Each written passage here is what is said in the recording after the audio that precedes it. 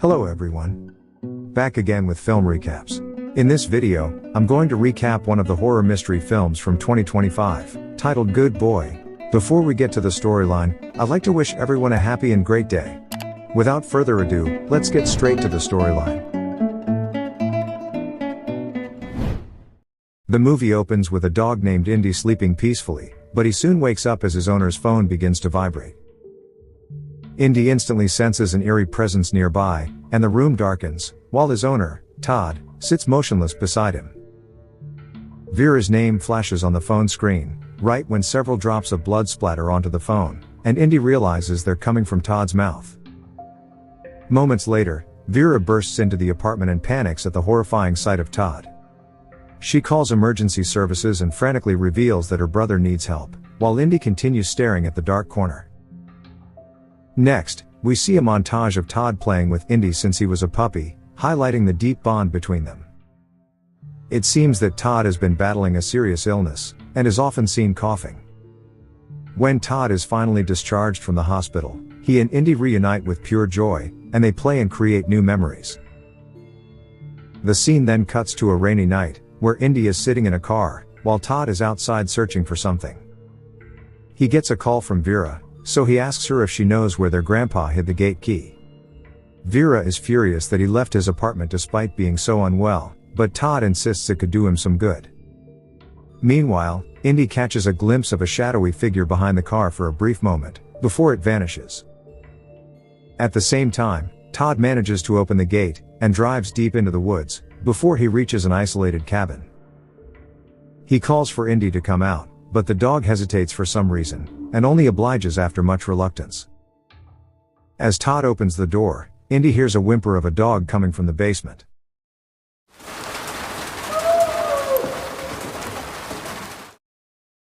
Upon entering, Todd goes down into the basement to check the fuses, while Indy stands in the darkness, and senses a presence nearby.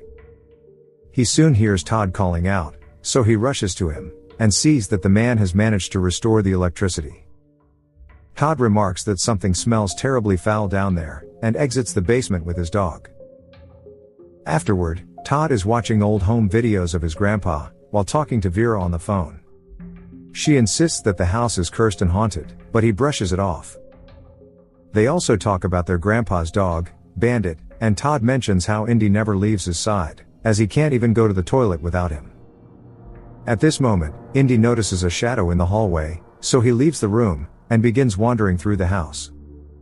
Vera then tells Todd to return to the city at the first sign of relapse, to which he responds that his rehab has assured him it won't happen. Indy, on the other hand, hears faint noises from upstairs, and rushes toward them, but soon hears Todd calling him and proceeds to leave. Just then, a creaking sound pierces the silence, and Indy notices a shadowy figure in the corner and continues staring at it.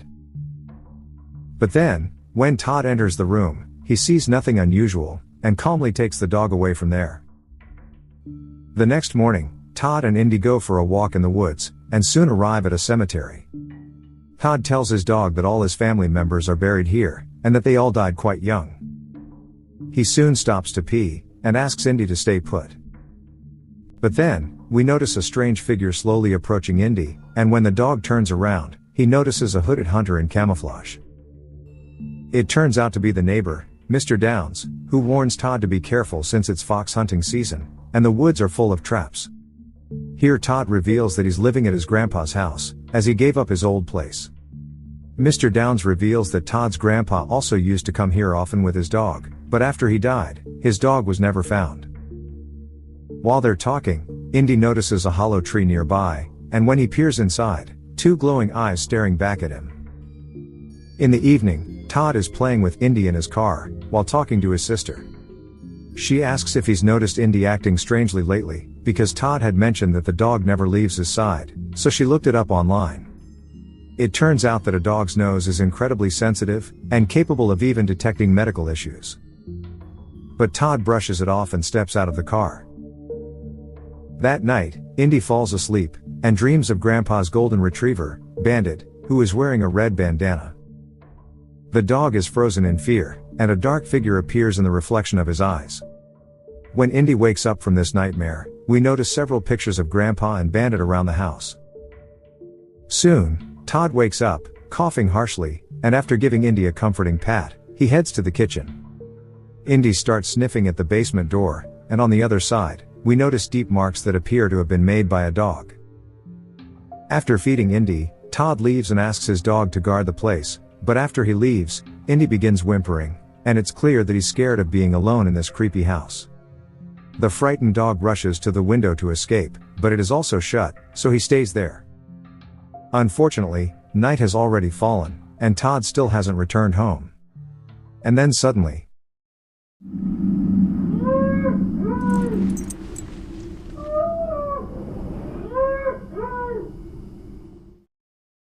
Indy hears a dog whimpering from the basement again, and soon notices Bandit standing right in front of him. The golden retriever rushes upstairs, so a curious Indy also follows, and reaches a room. Bandit is nowhere to be seen, and Indy discovers his familiar red bandana under some furniture. But as he tries to retrieve it, terrifying visions appear before him, including the bandana falling, a shadowy hand following Todd, and dirty walls crumbling. Finally, a hand emerges as the bloody bandana drops to the floor, causing Indy to recoil in sheer terror. Just then, Indy notices someone coming upstairs, so he quickly hides under a bed in fear. To his relief, it just turns out to be Todd, who is looking very unwell and exhausted. Indy steps out to greet him affectionately, but Todd says not now, and collapses onto the bed.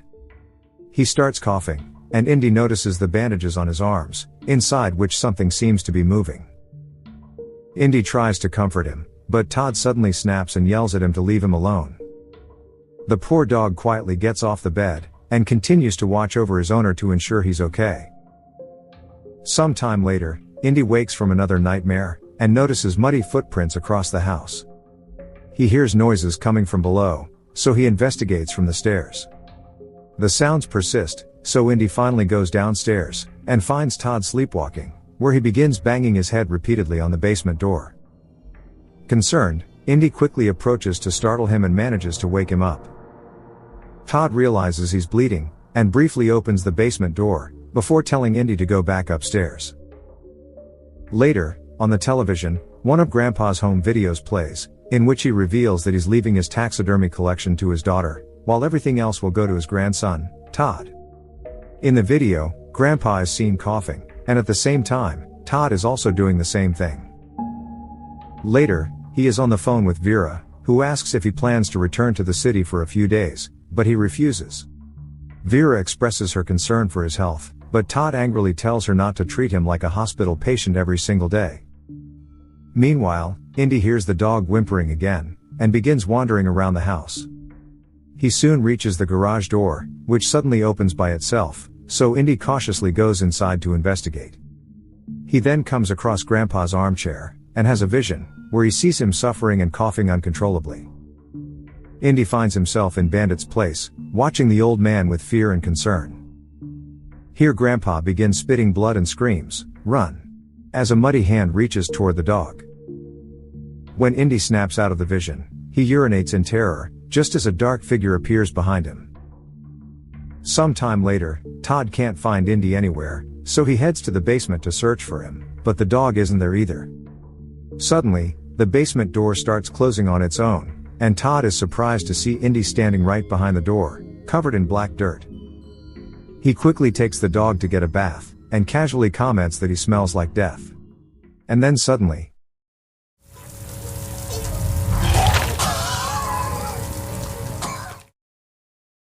the next day, Indy accompanies Todd to the hospital, where he undergoes an MRI scan. Later, the doctor informs him that he is ineligible for medical trials, because his illness has progressed too far. An upset Todd questions why they are rejecting him when he's offering to be their guinea pig. Just then, Indy goes frantic and whimpers relentlessly, so Todd yells at him and places him on the floor, just as Indy notices him transforming into a muddy figure before returning to normal. The next day, Todd is digging in the woods when Mr. Downs approaches to ask what he's doing. Todd mentions the names of some plants he's looking for, but Mr. Downs has no idea what they are. He simply warns the young man to be careful, as he's close to the fox traps. Later, Todd fills the house with plants, candles, and wind chimes, and even cleanses the rooms with Palo Santo. At this moment, Indy watches as the candles flicker and go out one by one, while a mud-covered man emerges from the darkness. Everything soon returns to normal, and a distraught Todd begins to cry, before hugging Indy tightly to find some comfort. That night, Indy wakes from another nightmare, and then all of a sudden, a hand emerges from under the bed and drags him. But Indy is relieved to realize it's just Todd. The dog then notices a shadowy figure passing by, and Todd also senses a presence. He calls out to see if anyone is there, but no one answers. However, Indy begins to growl, and imagines the muddy hands petting him, so he bites them, unaware that he just bit his owner. Todd gets up, and tells Indy to stay put before checking his wound, right when thick black tar begins dripping from the ceiling, and we see a muddy hand. Todd soon collapses unconscious, and the bedroom door slams shut before the panicked dog can rush inside. Filled with sheer terror, Indy barks desperately, but no one hears his cries for help in the isolated place. He then notices the bathroom window is open, and makes a daring decision to jump. Fortunately, the dog lands safely, and he races through the woods while barking frantically. He soon reaches Mr. Downs' house to seek help, but unfortunately, he gets caught in one of the fox traps, and the poor dog struggles to break free, just as a mysterious figure approaches him. Sometime later, Indy wakes up next to a doghouse with a chain around his neck. Todd seems very mad, and tells the dog he should have stayed. The man then leaves the dog food, turns on a generator and asks him to stay here before heading outside. Moments later, it begins to rain, and a drenched Indy sits on the roof of the doghouse to peek inside. He notices Todd coughing violently, while the dark figure is also seen lurking nearby.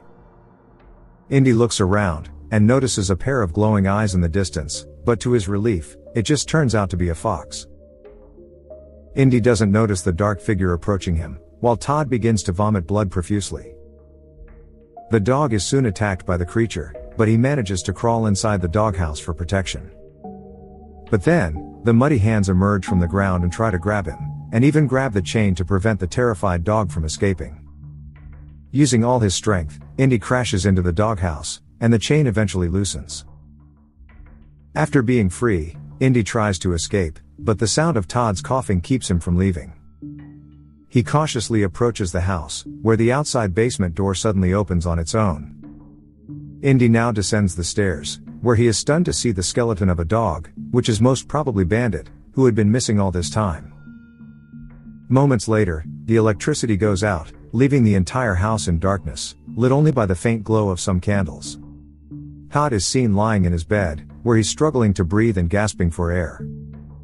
At one point, it seems like Todd has tragically passed, but seconds later, he suddenly wakes up and notices the candles going out one by one. As the last candle flickers out, he sees muddy footprints approaching him, and finally comes face to face with the dark figure for a few seconds. The terrified man rushes to close the door but miserably fails, so he grabs a flashlight. Moments later, Indy appears in the room, so a relieved Todd hugs him tightly, though he can't understand how the dog managed to get here on his own. Up next, Todd puts Indy to bed, but his eyes widen in horror when he sees his own lifeless body lying there. Just then, Vera begins calling repeatedly, and an empty pill bottle is seen nearby. Suddenly, the dark creature bursts from the shadows, puts a heavy chain around his neck, and drags him violently across the floor and down the stairs. The creature drags Todd to the basement and slams the door shut. Panicked, Indy breaks through the window, and sneaks into the basement through the outside door just before it slams shut. He soon comes across a cave-like place and hears Todd screaming, prompting the dog to rush toward the sound. Soon, Indy returns while dragging Todd out, and both of them are covered in black mud, right when a door behind them creaks open, and a dark creature emerges to attack Todd. Poor Indy begins whimpering, while his owner is gradually consumed by the spreading mud. Realizing there's no way out, Todd tells Indy that he's a good dog, but that he won't be able to save him.